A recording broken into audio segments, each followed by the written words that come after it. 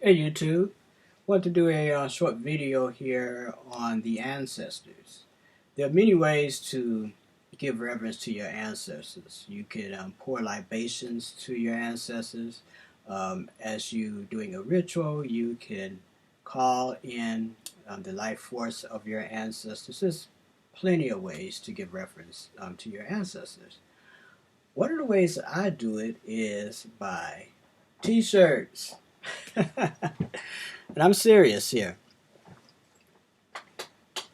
There are still people out there, young people who are not hip to Jimi Hendrix, not hip to John Coltrane, not hip to Miles Davis, not hip to Dexter Gordon, and all of these great musicians that are around. Sun Ra, the list can go on.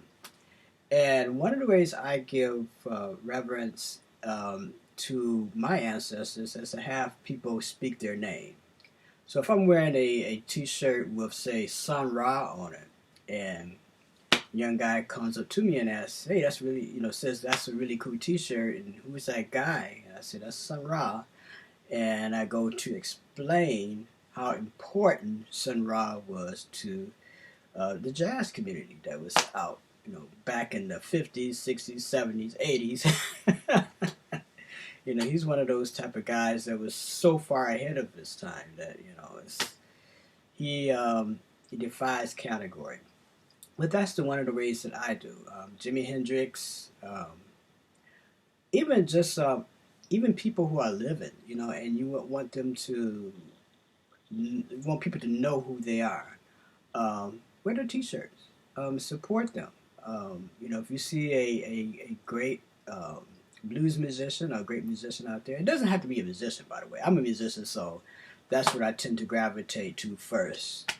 But I want to keep the memory to Jimi Hendrix alive. So I have like over a dozen Jimi Hendrix T-shirts. This is one of my favorite ones. This is purple.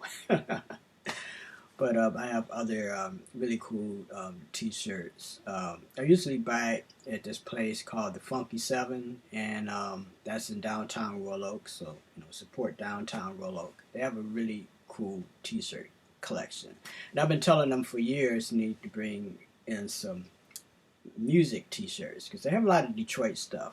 Made in Detroit and all that.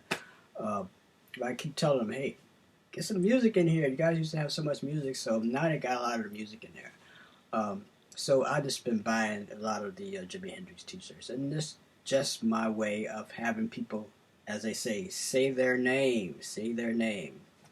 When the death of George Floyd, when he died at the knee of that racist police officer, one of the things that the crowds, the protesters were saying is say his name, say his name. Because they understand, you say his name, you keep his memory alive.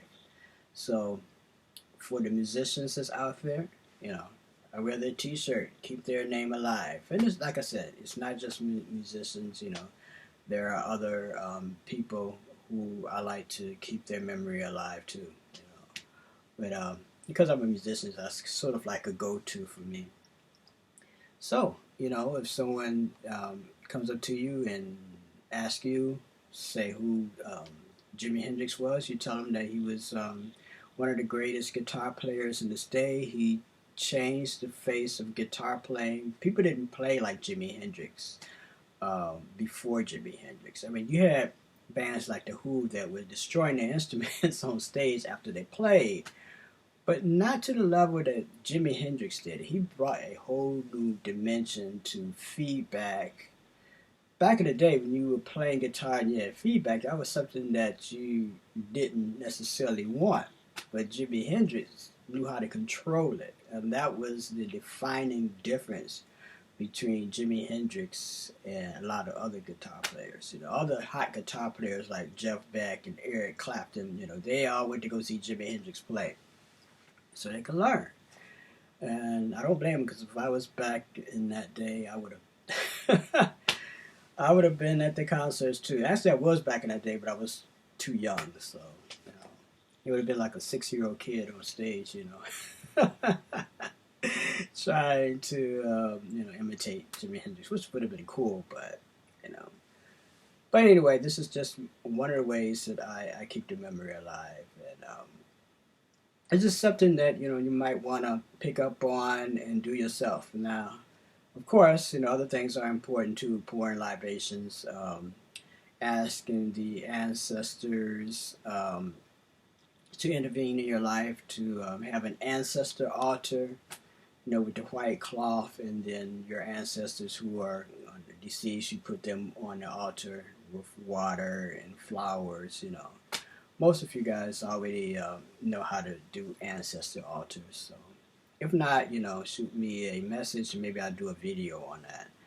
But this is just a simple, very simple way for you to wear something of an ancestor who is deceased. It could be Malcolm X, it could be Marcus Garvey, it could be Jimi Hendrix, it could be Martin Luther King, it could be anybody. The important thing is to keep their memory alive and get people to say their name and get people to talk about them.